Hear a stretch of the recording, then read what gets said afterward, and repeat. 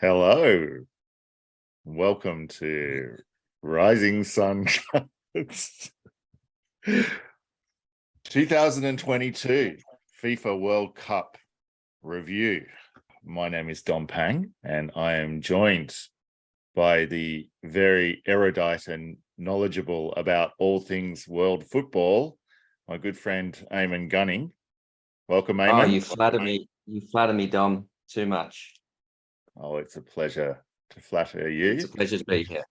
First off, I'd like to do a little bit of a summary of the World Cup, looking at what's ahead for the next month.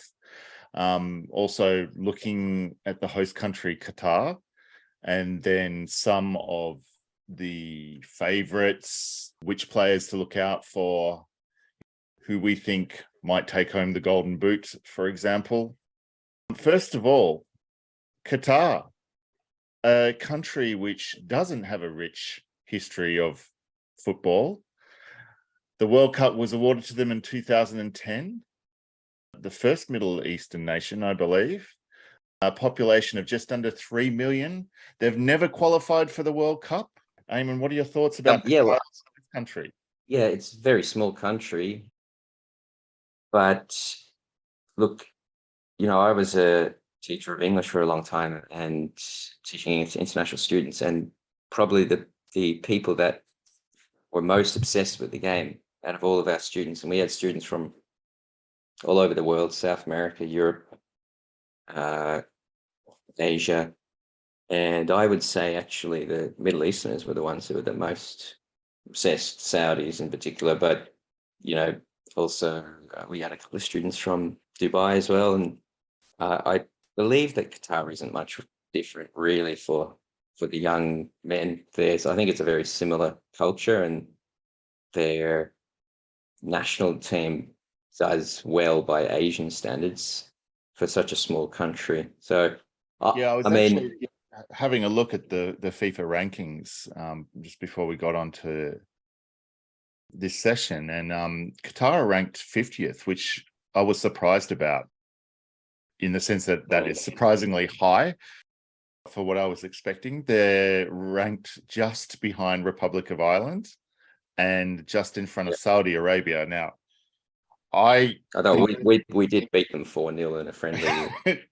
Well, that seems to be more likely the state of things, but I was just quite surprised that they were ranked so highly, and I'm wondering, have they been recording good results recently? They did win the Asian Cup, right? That when they did that, no one really expected them to do that, so that was a pretty astonishing achievement. And what do you put that success down to? So there was a diplomatic crisis between Qatar and Saudi Arabia, United Arab Emirates, and Bahrain a few years ago, and I think that was part of it, because at the time they were being shunned by the rest of the Gulf nations. But no, look, I think they're pretty football mad in that part of the world, but they don't have the same sort of development levels that they have in Europe.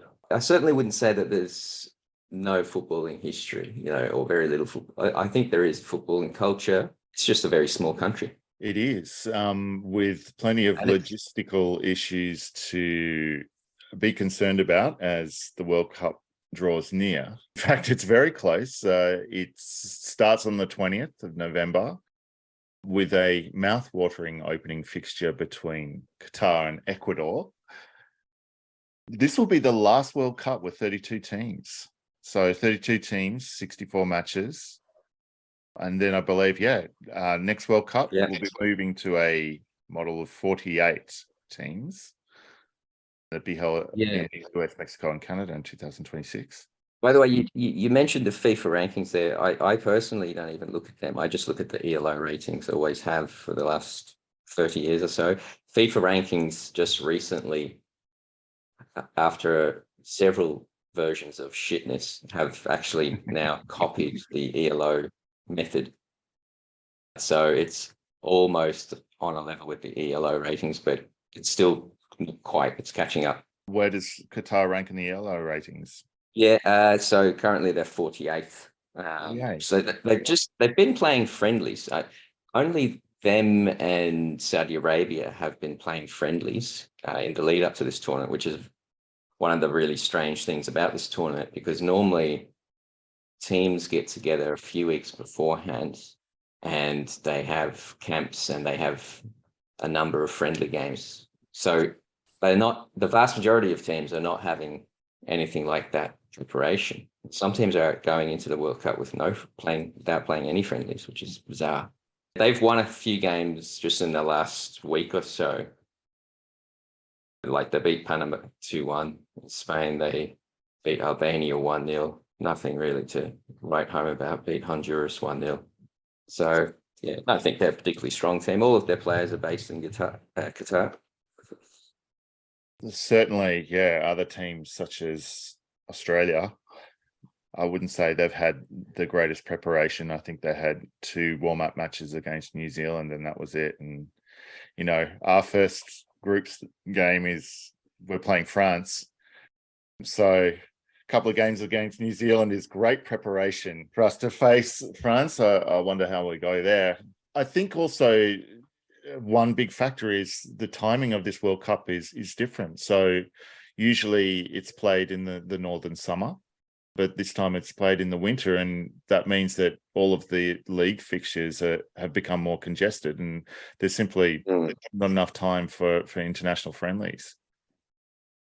Yeah, I actually think this point is probably the main reason why most people are complaining about this World Cup. And I think this is the real reason. It's very Eurocentric, you know, the way it has been traditionally. And certainly Europeans don't like that being changed around, you know, to suit nations in different parts of the world. It's just, yeah, something I've observed. I mean, the European season is not the only, you know, the way it stretches from, say, August to May. It's not the only way football is played around the world. Well, is this the very first time it's been played in the northern winter? I think so. So, I mean, it was in Argentina in 1978, and that was in winter because it was in the southern hemisphere. Yeah, but so it was, at the same timing as, you know, usually yeah, it would have been the July, same August. time. I guess with every World Cup there are firsts, and there are some firsts for this World Cup. So aside from the timing, this is the first time that they'll have female match officials used for a men's tournament, men's That's World fantastic. Cup tournament. Yes, ironically, in a country which is known for its women's rights, but yep. So that's the first. And also, I believe on top of goal line technology, it'll be the first time they're using AI technology to assist with the referee's decisions on offside. There's something about the conjecture of an offside decision, which is always nice to rile up football fans, you know, one side or another. Also the stadiums as well. I believe, you know, Qatar doesn't have that much football infrastructure, or didn't have that much football infrastructure. In fact, they only had one stadium that was equipped to host international matches, I believe, before the World Cup was decided. And now they're going to have 8 stadiums. they look incredible. Some of the stadiums, those new stadiums, but obviously, yeah, that's a major issue. Not to mention the human rights issues that led to their construction, but just also what you're alluding to there, you know, they will be white elephants that are not used, I'm sure, after the World Cup. Obviously, it's going to be very hot. I don't know if you've seen like images of the fan villages. I know there's been a lot of talk recently about some of the accommodation or lack of accommodation, and also how fans are going to be able to have a drink. That's very high up on the list of priorities of a lot of fans. Just wondering what you think the atmosphere will be like. I mean, it feels a little bit different from other World Cups. Like, I just haven't felt that same level of excitement, and I wonder if it's maybe, you know, there's a little less coverage, or it just doesn't feel like the World Cup is upon us. But maybe that will change. What do you think? I mean, I'm excited, so I can only speak for myself, but certainly, I mean, you couldn't, you'd have to be living in a cave to not have noticed the amount of negative coverage the Yeah. World Cup's been receiving. Oh, look, I think the idea behind giving it to Qatar, FIFA's idea behind that, I mean, apart from the fact that it was probably corrupt and they paid a lot of money for it, but the general idea is to spread it around the world, which, you know, I think we could all agree that that's noble, and share it to different cultures. Yeah, has never been in the Middle East before. If you just look on various whatever football pages and groups on Facebook or on social media, so many of the people commenting on football stories are African or Middle Eastern. So, you know, there are a lot of people in the world outside of Europe who are interested in this game. No, absolutely. And it is the world game. And may that continue. Yeah. So is, you know, I'd like to refer to, I was browsing YouTube the other day, and HITC sevens football coverage of the World Cup and some of the issues around Qatar is fantastic. And I certainly recommend. I watched it. Yeah, I did watch it. It's I did like, some of it I agreed with, but it did, I felt, have that sort of Eurocentric arrogance as well about it. So like one of the points he made was the calendar, around the calendar, which I don't give a shit about, honestly. I think it's great to have a World Cup in November. Why not? Well, I think it's just more perhaps, and this does lend the argument to Eurocentrism, because most of the world's major leagues where the top players are playing are in Europe. And the impact that has on the leagues and then also the players. So we've been seeing a lot of players getting injured just in this last couple of weeks.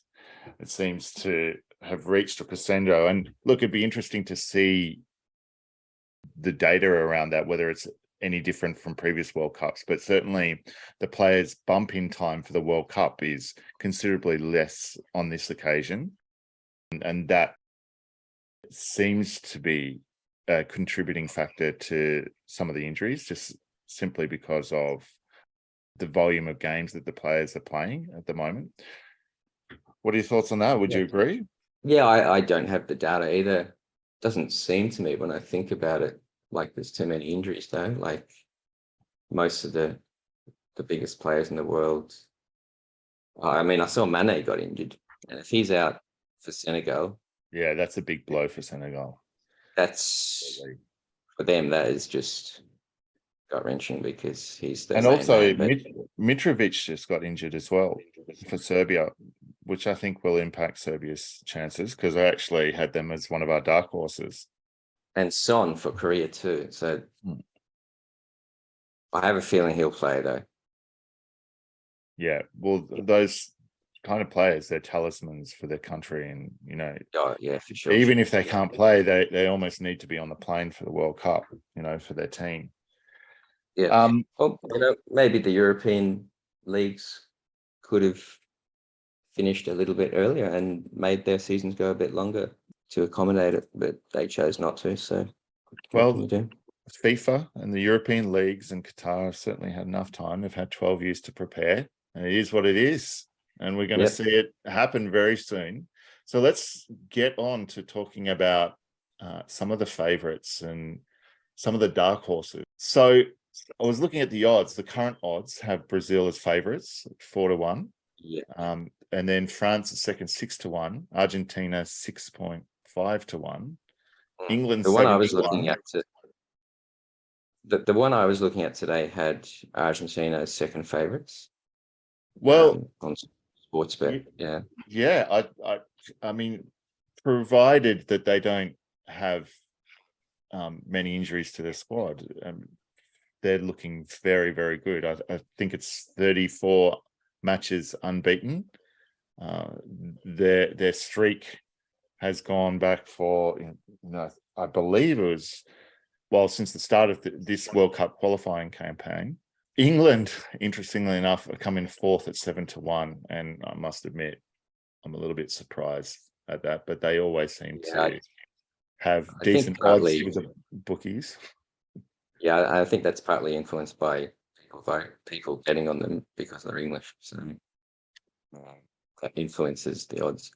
But no, I agree. I think Argentina, ironically, don't have a great squad on paper like they have in past tournaments, but they seem to have really played well together as a team. Now, perhaps their biggest weakness is just that they just don't have the players that some of the other teams have. Like if you look at their team sheet, I mean, they've got Messi, of course. Well, I mean, in my opinion, he's only the greatest player to ever play the game. And seems like, well, there's good data to back it up. He's in excellent form at the moment. I mean, he had a little bit of an injury scare recently, but I was looking at his goal contributions for this season, and he's matching Erling Haaland in the league and also in the Champions League in terms of goals scored and assists total for impacting on goals. Yeah, that's incredible. 26 returns each. Messi's position has changed as he's gotten older, and I think that Argentina's manager is really getting the best out of him, and he's playing a lot deeper. Scaloni. Yeah. I mean, they won the Copa America. They hadn't won a major tournament in 20 years or so, maybe more, 30 years. But he seems to have got the best out of them, and he's got them playing nice football, possession game. And somehow, because a lot of these players just, you've got, say, the likes of Rodrigo de Paul. I think he's a very good player at Atletico Madrid. Leandro Paredes at Juventus, again, not doing very well.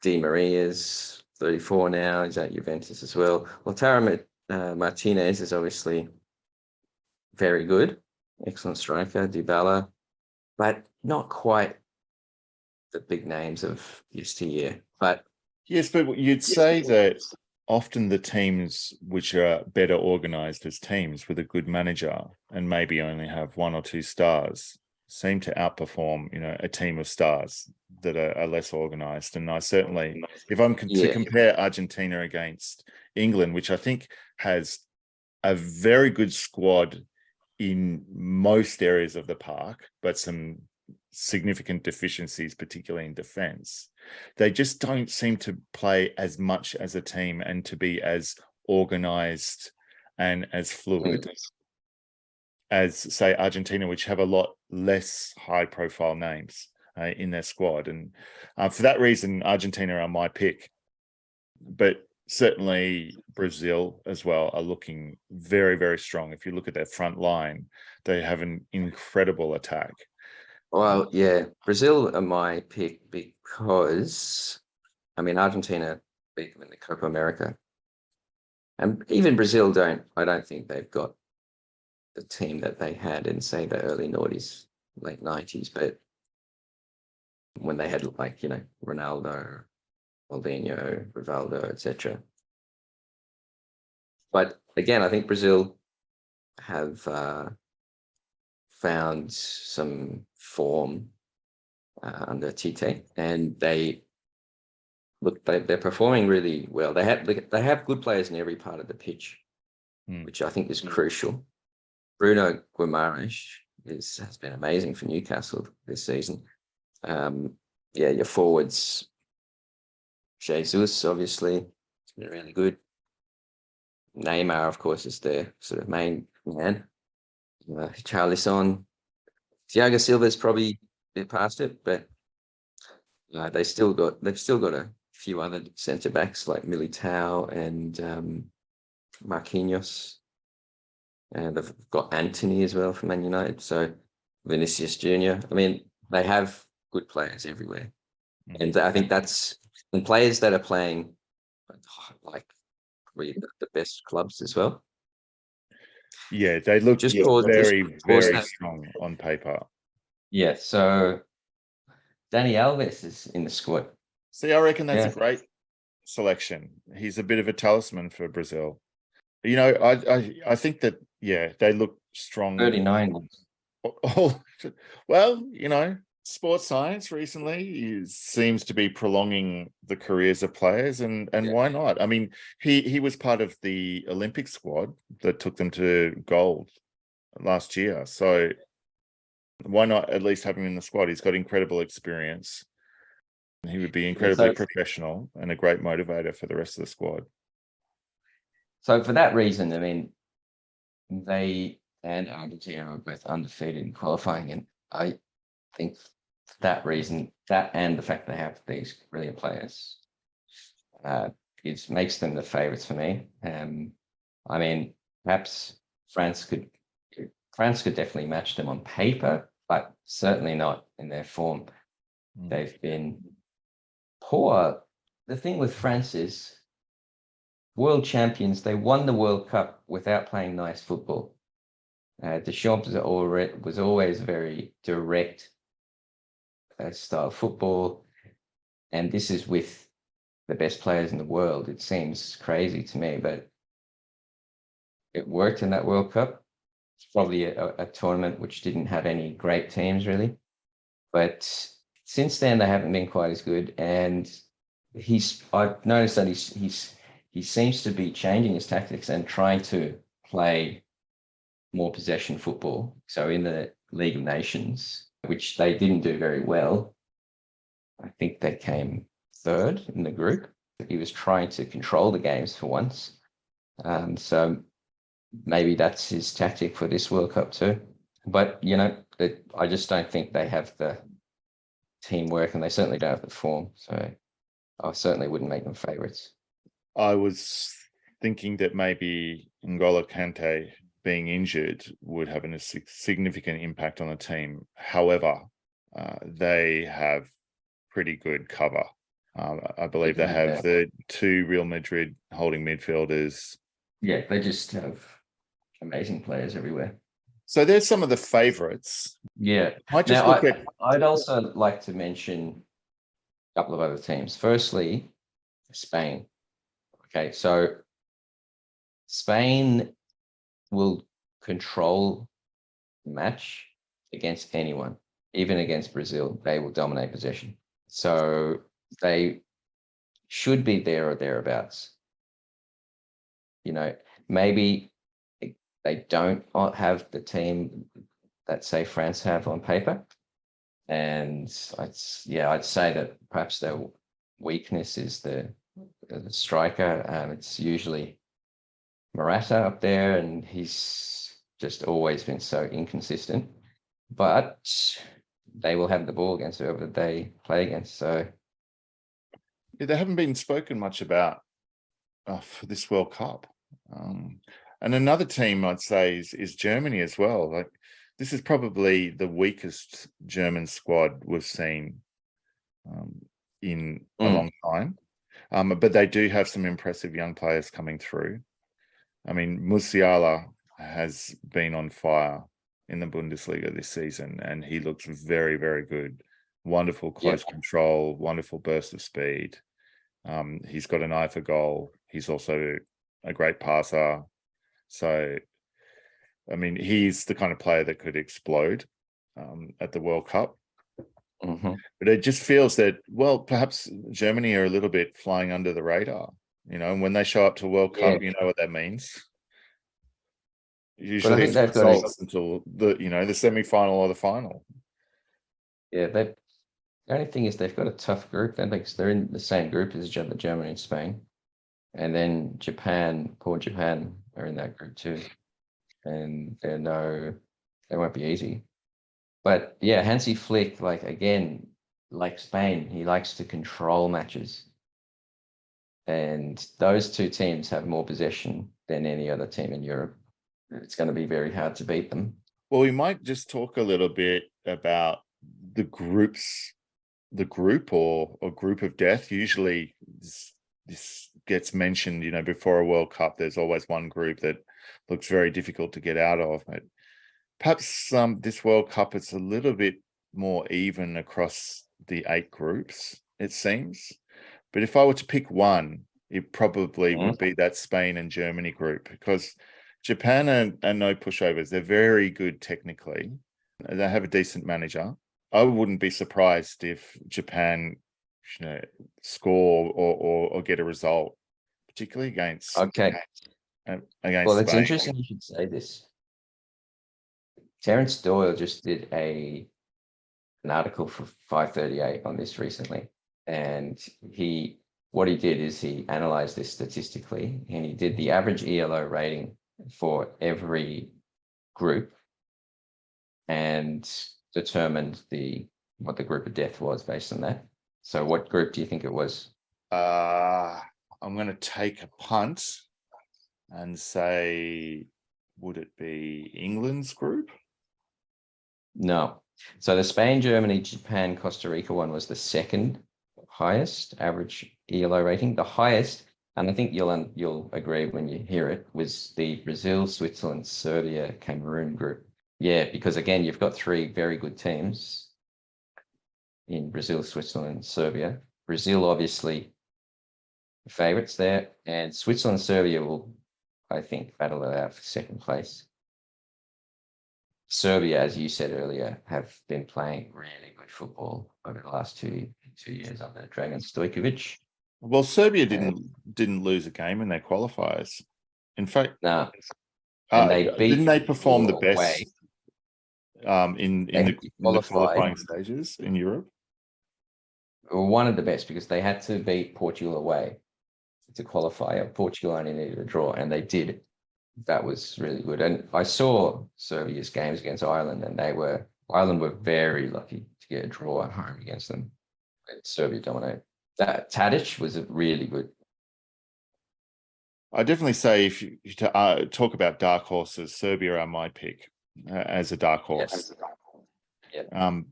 They have Dusan Vlahovic and Mitrovic up front, and that is a fair attacking pair.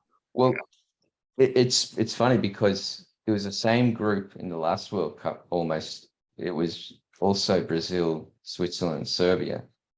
And in that tournament, I don't know if you remember, but on Switzerland's team, you've got 2 Kosovan, ethnic Kosovans who, have recently had wars. Kosovo has recently been at war with Serbia, and it gained its independence from Serbia, and so there was a battle there, and it's a lot of strong emotions come up in those games. And Switzerland won, and Xhaka and Kiri, they both scored the 2 goals, and they both did the Albanian eagle sign, because Kosovo, they're ethnic Albanians there, and that was deemed very controversial at the time. But now it's the same bloody group pretty much, which is funny because it's similar to Australia's group, which has also got France, Denmark, and Australia, 2 almost identical groups. Yes, well, I certainly wouldn't have Australia as a dark horse. Let me just put that in there as a diehard Australian fan. So we've mentioned Serbia. I think there are a few other teams to mention that really have been performing well, but perhaps wouldn't be rated amongst those top teams. And yes, for me, Denmark, is certainly one to watch. They've been solid. Yeah, very good. There's some great young players as well, Olsen. Yeah, they've come on in leaps and bounds in the last few years. I mean, at the last tournament, they weren't great. Australia managed to get a draw against them. They're coached by I suppose Hulman now, but they're a solid,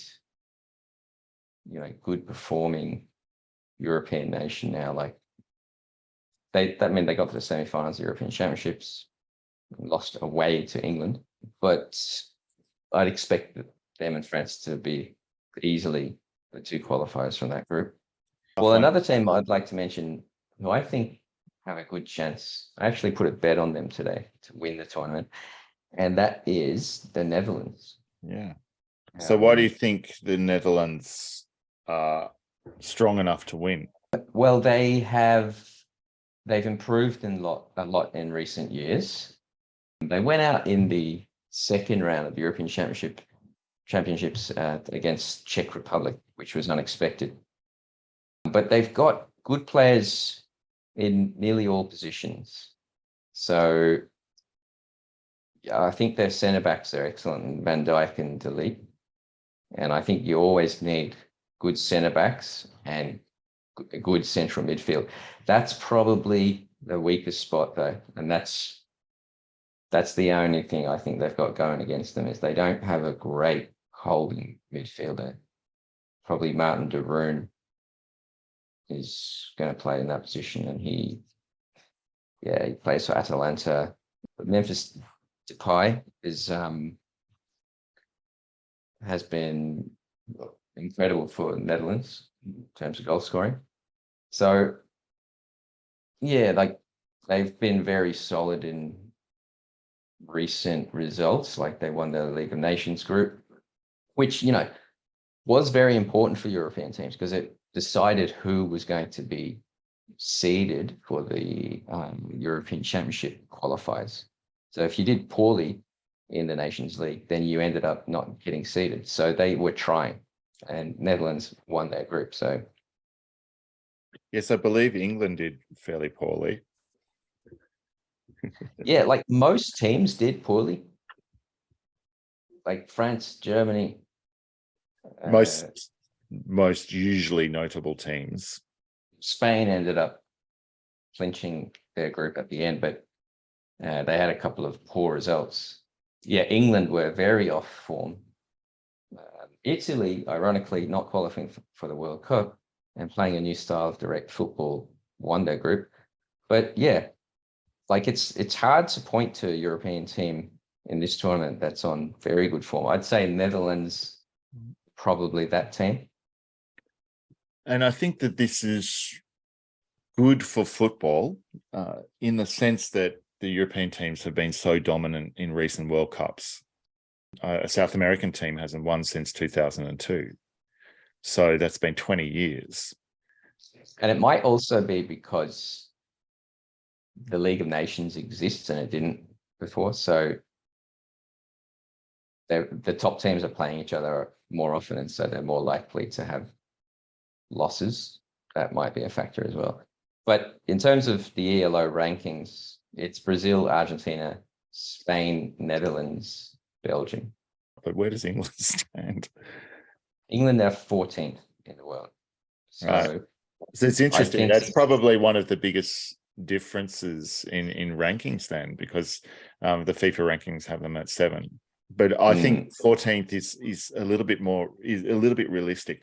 And I tell you what, I mean, England have some absolutely amazing players, and I really feel that apart from on-field weaknesses in defense, probably their biggest weakness is their manager.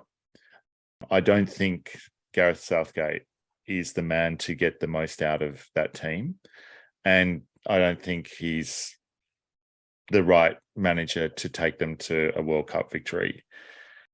I just think he plays a little too conservatively, a little too predictably, and also the fact that they're still struggling to work out the defense. Titles are won on strong defenses, so that's why I think your points about the Netherlands is very good, and I just don't see it happening with England again. Yeah, I don't think I think they're very weak in centre back.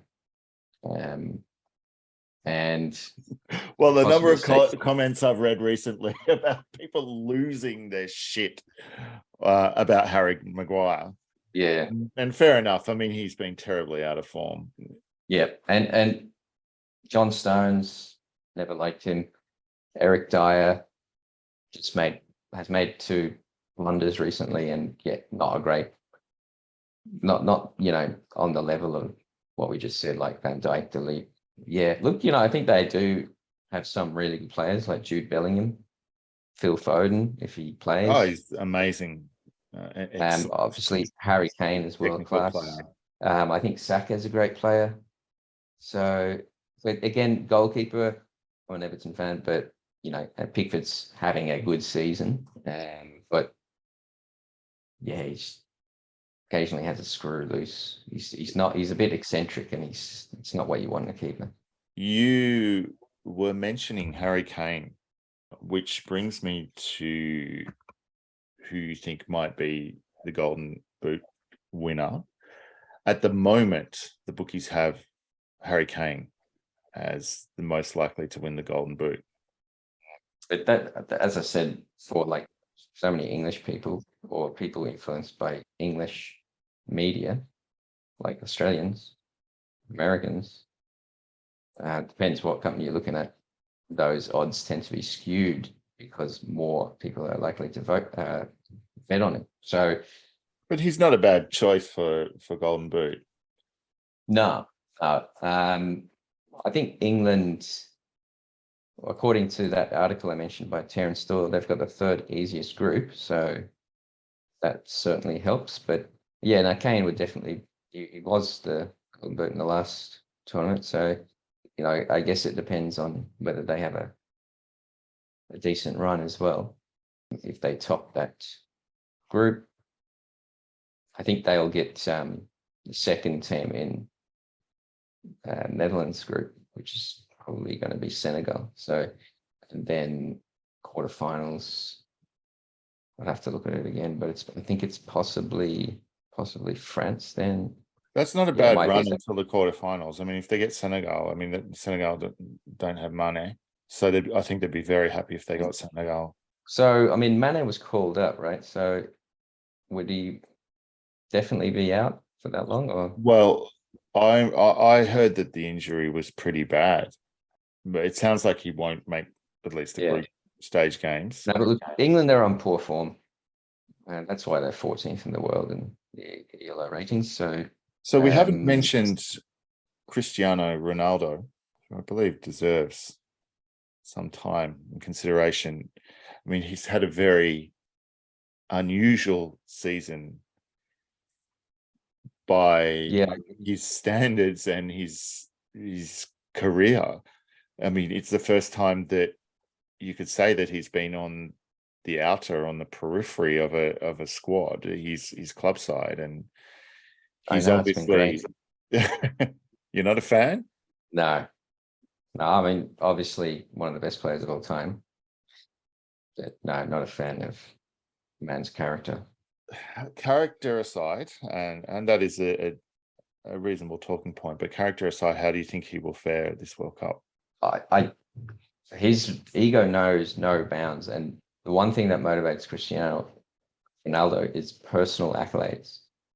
So he wants to go down history as the person with the most goals ever, which he currently has international goals. He wants to, get the Golden Boot and all that. In fact, he is one thing that might actually prevent Portugal from doing well, because they have actually a really good team.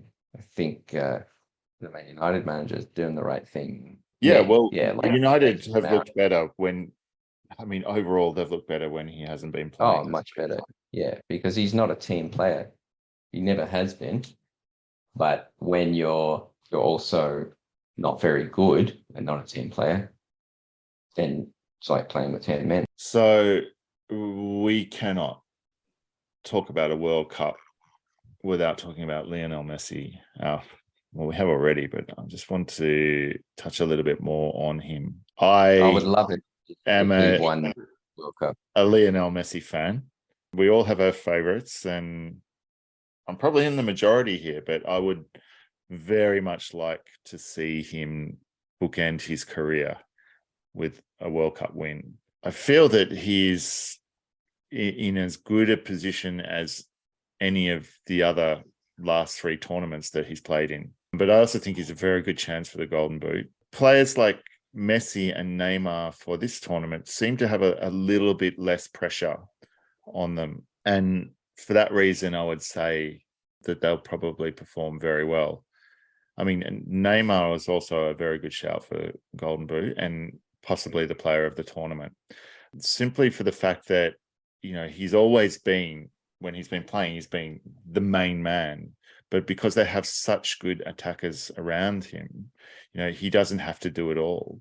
And that will probably give him a little bit more freedom and license to express himself. And yeah, I wouldn't be surprised if Neymar has an excellent tournament. Yeah, Neymar could be a good shout. Maybe Memphis Depay as well. He is very prolific for the Netherlands, and they have the easiest group.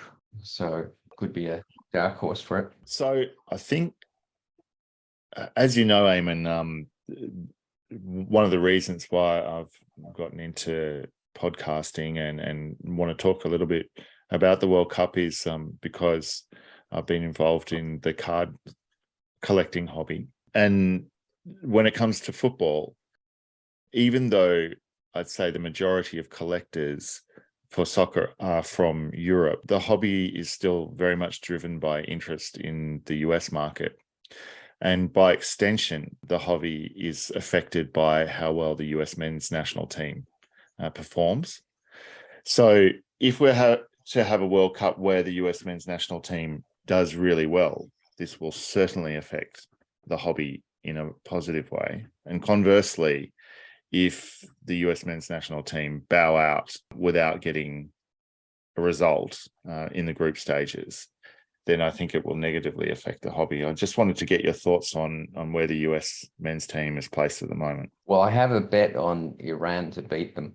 Look, they're probably still the worst team on paper in that group, but they're ranked very high in the ELO ratings, considering. So see where they are. I think they're actually ranked 22nd, and USA are 24th, and Wales are 26th. So it's pretty close between them. But I think Iran, they always bow out the group stage. So maybe it's just that Iran were very unlucky against Argentina in 2014 when Messi scored in the last minute. Yeah. And they actually, for much of that game, they played Argentina off the park. Right. I didn't see the full match. I remember they scored in the last minute against Portugal to draw, right? But they never get out the group stage. So I've just got a feeling. I think United States, they've always got a lot of heart. They always play with passion, and they're always very fit. And like that tournament in 2002, I think it was, when they got to the quarterfinals, they really ran teams ragged. But I think the MLS-based players are as fit as any.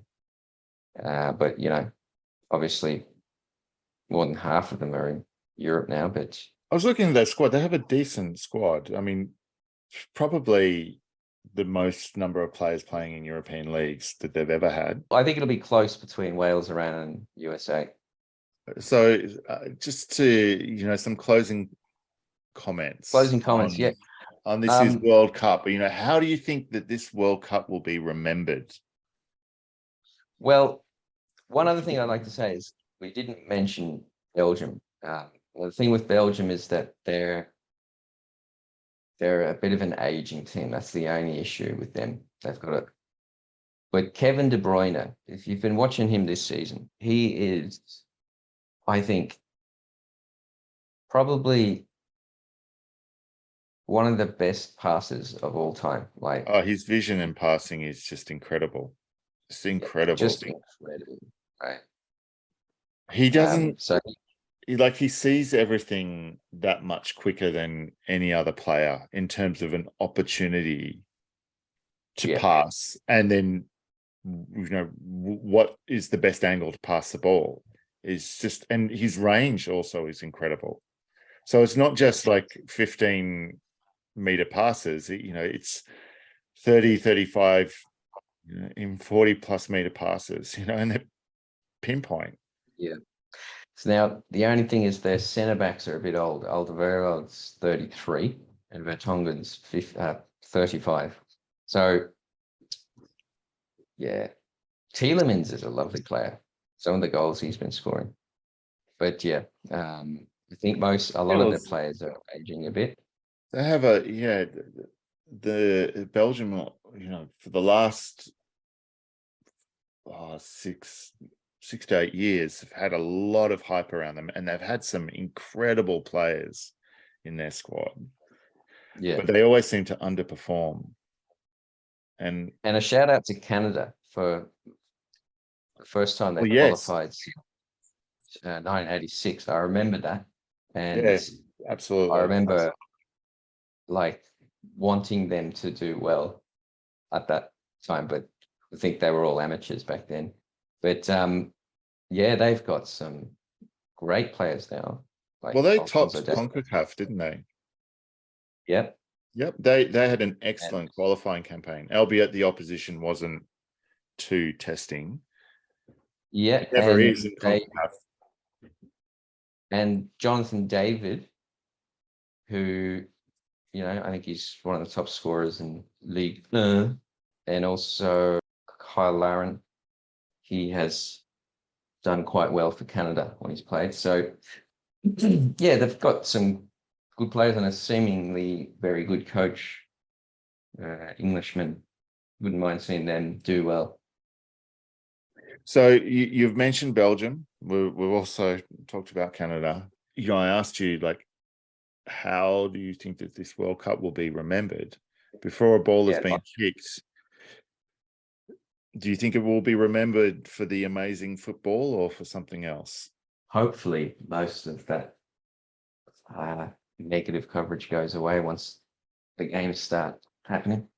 Well, you can't say it's all unjustified negative coverage. No, I didn't say that was, but that's just the way the media is today. There's just so much constant news coverage everywhere. Obviously, there are human rights issues, and that's what happens when you give a major tournament to a country which has Sharia law. But yeah, like I think it will die down a bit once the tournament gets underway. I mean, there was a bit of that going on before the last tournament as well in Russia.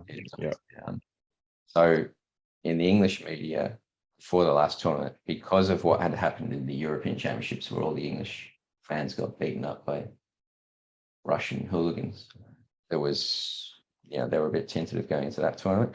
It certainly isn't like it is this time, like the negative coverage. But look, there'll be lots of players. I'm sure that some of the teams will do things like maybe wearing T-shirts before the game, or it'd be interesting to see how the fans respond to that. Middle Eastern ones, certainly that sort of stuff isn't appreciated in the same way everywhere in the world.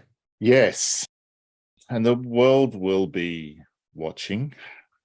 So I think that the authorities will opt for a holding pattern of temporary tolerance, but will return very quickly after the World Cup is done and dusted to how Sharia law is run. I'm aware that even adultery or having sex out of wedlock in Qatar is a punishable offence, possibly even a punishable offence by death. Well, that's pretty extreme. Is against the law, whether it's homosexual or heterosexual sex. But adultery, no one's actually mentioned this. I haven't seen this anywhere on any media. So I've seen a lot about the workers' rights, gay rights, but adultery is all like, if you are married and you have sex with someone who's not your husband or wife, you could face the death penalty. I mean, the Grand Prix has been in Dubai for quite a while, hasn't it? So there have been major tournaments in these places. I mean, it's the same sort of laws in UAE, Saudi Arabia. Do they have major golf tournaments as well? Well, Saudi Arabia is certainly pushing to Yeah, yeah. host major golf Sports tournaments, washing. I believe. Yeah, I mean, sports washing. yeah, and look, it's happening. I mean, they've made exceptions. Like there's fan zones where you can drink alcohol, and alcohol is banned in Qatar. Usually, Yeah. I think that was one of the sort of carrots that they offered in order to secure the tournament. They had to make certain concessions like that. I mean, they were promising, actually. I remember at the time they were saying that they were going to have air-conditioned stadiums and it's going to be amazing. And then they realized a few months later, oh no, we just lied about that. Just have to put it in November. well, I still think they have air-conditioned stadiums. One final thing to say is that the cost to run the World Cup in South Africa was something like, and I could be wrong with the numbers here, was something like 8 billion. And then when it was held in Brazil, it was something like 14 billion. And then when it got to Russia, it was 22 billion. And that pales in comparison to the cost that it will be to run the World Cup in Qatar, which is something like $220 billion, because they've had to build all of the stadiums and all of the transport infrastructure because they just didn't have that infrastructure. And you talked about white elephant stadiums. I mean, certainly it's debatable that the country will come out on top economically. So, it's probably FIFA that are the ones who benefit the most. I think the motivation was to see it as a kind of investment for Qatar. So they want to make Qatar like Dubai is. Westerners flock to Dubai. It's a very popular holiday destination, not just a stopover, but it's the same sort of place. It's just got a bit more of a profile, a bit more money. I think that's what Qatar saw the World Cup as, putting it on the map so that people make it the new Dubai. I'm not sure that they've been so successful in their preparations to get people thinking that Qatar is the next Dubai. I think, typically speaking, like, their tourist numbers are very, very low. So we'll see. We'll see in a year or so if the World Cup has a positive impact on their tourist numbers, and maybe changing the perception. So, unluckily for Qatar, it's come at a moment in his Western cultural history where I think it's sort of reached a tipping point. I think 10 years ago, the general perception was that, oh, look, let's not criticize them because that's their culture. But that being the dominant view has shifted in recent years, and now we see in Europe and America, look, you're going to be called to account for your shit actions. So I think there's been a bit of a cultural shift in the Western world at the same time. So, because Dubai, right? Dubai has had that reputation as being this, this place where Westerners go to. It's a holiday destination. It's very popular. It's got the Burj Khalifa, but it's basically the same. Perhaps in that they both had the kafala system of sponsorship and would pay construction workers very low wages, and they would take their passports off them when they came to the country from much poorer countries like India, Bangladesh, Nepal, etc. And they both have Sharia law. Homosexuality is illegal. So I think Qatar, it's partly a recent change in Western attitudes, like popular cultural attitudes, yeah, I'm sure that it would have come up. Yeah, these issues would have come up, and the numbers that we've heard about, the number of workers that died in the construction of these stadiums is really bad. They basically had no rights. You know, they didn't have the kind of workers' rights that we're used to in the West, certainly. And I think it's, well, like one of the good things is it seems that as a result of that, that has changed to a degree. Yeah, So I think apparently the kafala system isn't there anymore, but yeah. that's right. So I think that those who still willing to watch and engage in the World Cup, despite knowing these figures, you know, they point to the fact that, well, this additional scrutiny has led to change. And I think that that is certainly positive. And look, I mean, we're, as football fans, we love the World Cup, and, you know, it draws us in, and hopefully we'll be talking about the football in the end and the amazing football that's played over the next month.